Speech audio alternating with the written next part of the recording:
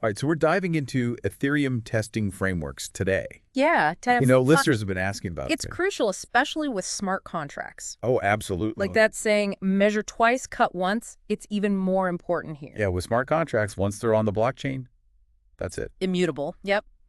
Any little mistake, any It oversight, could be disastrous. absolutely, you could have financial losses, security The breaches. whole DApp could just fail. Exactly. So these testing frameworks, They're like a safety net right, catching those errors before they become a prod. before they hit the mainnet. Yeah, they give developers the tools to test their code, simulate different blockchain environments, Really make sure everything's working as it should. bulletproof those smart contracts. Okay, so looking at what we've got here, We got a lot to cover. 7, right, 7 key frameworks. Yeah. Hardhat, Truffle, Ganache, Foundry, Remix IDE. Ape Framework, and Brownie. Full lineup. Where do we even begin? Let's start with Hardhat. Okay, Hardhat. It's super popular, and for good reason. What makes it stand out? It's modular, very flexible. Think of it like Lego blocks. Okay, I like that. You can build your testing environment exactly how you need it. Customize it. Yeah, plug in different components, libraries, whatever you need. So it's not one size fits all. Definitely not. That's great for developers who want that control. Exactly. They can fine-tune their workflow. Now, here's a question I have. Shoot. Wouldn't testing on the actual Ethereum network be really expensive? You're right. It could be. Gas fees and all that? That's where Hardhat's built-in local Ethereum network comes in. Oh, interesting. It's your own personal sandbox. So you can test without spending real ether. Exactly. Perfect for experimenting, debugging, Without worrying about breaking anything. or draining your wallet. Exactly. I read about a team, they were building an NFT marketplace. Oh, yeah. They used Hardhat, and they found a major gas optimization issue. Before launch. Yeah, before it went live. That's a perfect example of how these frameworks can save you. Catching those costly mistakes. They were simulating NFT interactions, minting, transferring. And they found a flaw that would have wasted a ton of gas fees.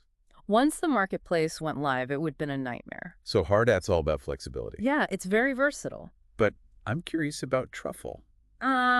Truffle. It's been around forever. It's like the OG Ethereum testing framework. What makes it so special? It takes a more holistic approach. It's not just testing. Okay, explain that. It's about the entire life cycle of your smart contracts. From start to finish. Exactly. Development, deployment, everything. I see. And there's this thing called migrations. Yeah, migrations are key. I'm not sure I understand what that means. Think of it like version control for your smart contracts. Okay. As you make changes to your contracts, migrations help you track those changes. So you can deploy them in a controlled way. Yes. Organized and efficient. What if you need to make a change after it's already deployed, Migrations help with that too. so it's safe and efficient? Exactly. I was reading about a DeFi project. Lots of those using Truffle. They found a critical error in their loan calculations Oh, wow. using Truffle, and they potentially saved themselves like 20,000 pounds. That's huge. It's incredible, It shows why Truffle is so popular for complex projects, especially in DeFi. where accuracy is crucial, They were simulating user behavior, different scenario. and caught a bug that could have been disastrous. That's the power of these frameworks. Absolutely, they can save you a lot of heartache. So Truffle is all about that big picture lifecycle management. It's the whole package. And you mentioned it integrates with Ganache. Yeah, Ganache is awesome. Tell me more about that. It's like having your own personal Ethereum blockchain, Your own little blockchain. developed by the Truffle team. Oh, cool. You can spin up a local blockchain environment. You have total control, right? Well, control over accounts, balances, gas prices, everything. That's fantastic for testing, You can isolate specific scenarios, test them thoroughly. without affecting the real Ethereum network. It's like a controlled lab environment for your smart contracts. I love that analogy. You can tweak things, experiment. Without any real-world consequences. Exactly. I read that a blockchain startup used Ganache to simulate their token launch. Oh, smart move. They were testing different gas prices, transaction volumes, Seeing how their token launch would perform under different conditions. so they could fine-tune their strategy It's like a dress rehearsal. before the big premiere. Exactly. Make sure everything goes smoothly. Okay, so we've got Hardhat for flexibility, Truffle for that big picture management, Ganache for a controlled testing environment.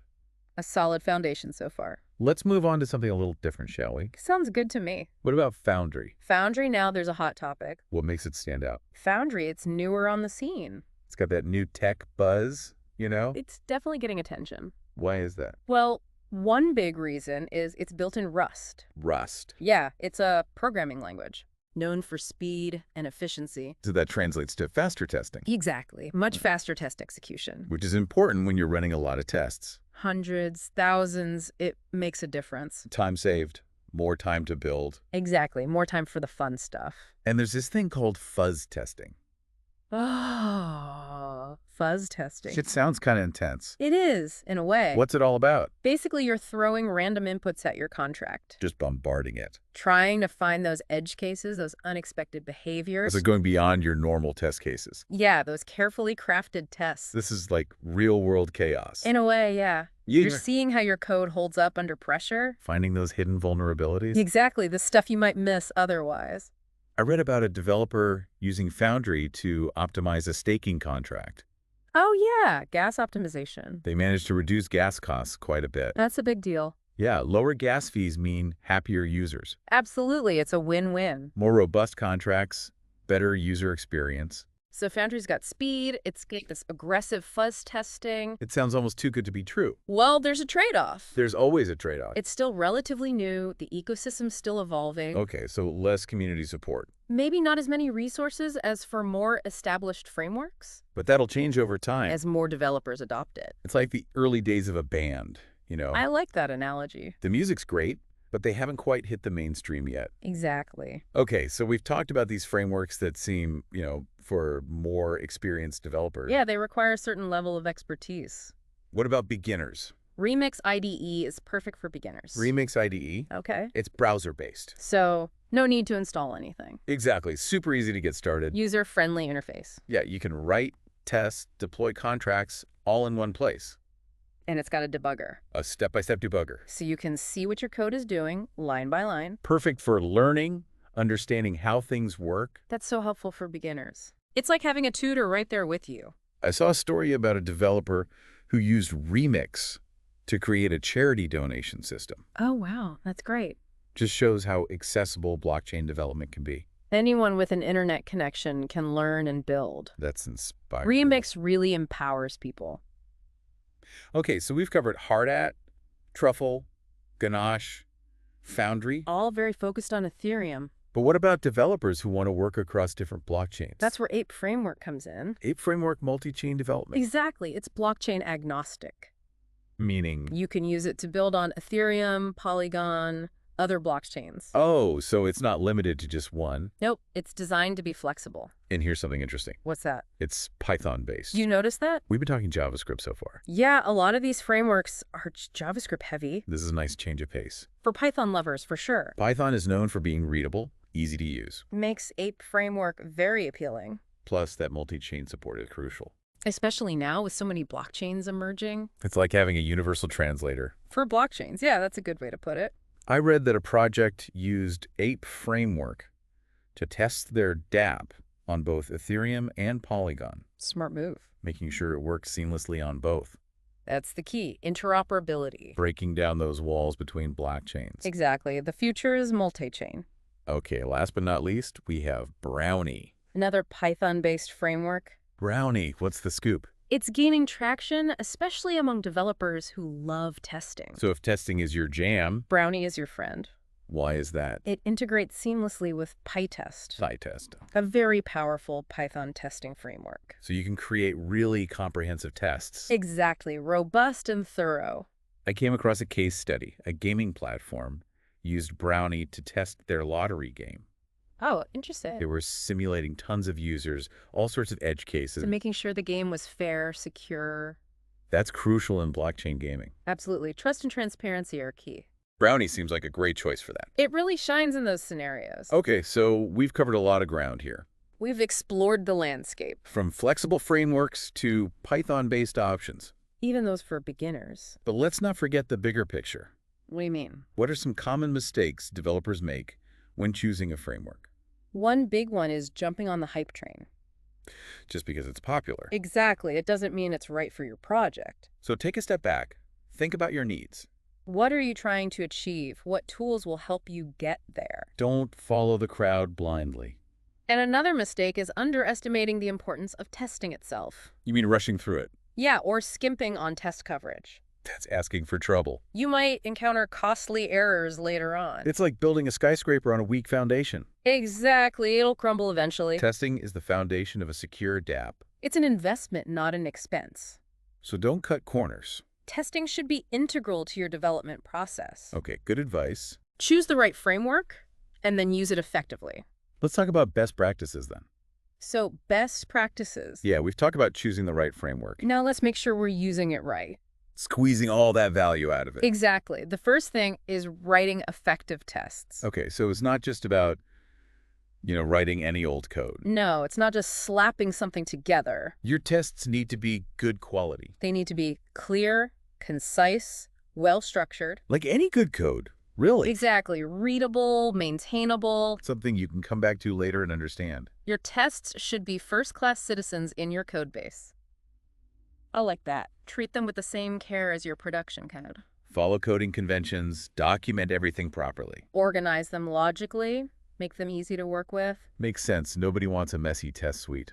And speaking of good tests, let's talk about coverage. Coverage, yeah, that's important. You want to aim for comprehensive test coverage. What does that mean exactly? It means testing all the critical paths in your contracts. Not just the happy path. No, you need to explore those edge cases, those less than ideal scenarios. Think like an attacker. Exactly. Try to break your own code. Find those vulnerabilities before someone else does. Because on the blockchain, mistakes can be very costly. So good tests, good coverage. Got it. Now let's talk about efficiency. Efficiency, yeah, we're all about that. We can leverage automation to streamline our testing process. Tell me more. CI/CD, continuous integration, and continuous deployment. Yes, CI/CD, I've heard of that. By integrating your tests into your CI/CD pipeline, You automate everything. every time you push a code change, your tests run automatically. Instant feedback. Exactly. It saves time, enforces quality. Like having a robot constantly checking your work. Pretty much. You're constantly validating your code, catching errors early. Keeping those dApps stable and reliable. So automate those tests. Let the robots do the work. Now we're ready to choose our framework, right? We've got all this knowledge. But the decision can still be tough. So many options. The key is to align your choice with your specific needs. What do you mean by that? Consider the size of your project, its complexity, Your team's expertise. the programming languages they're comfortable with. The level of community support for each framework. It's about finding the right tool for the job.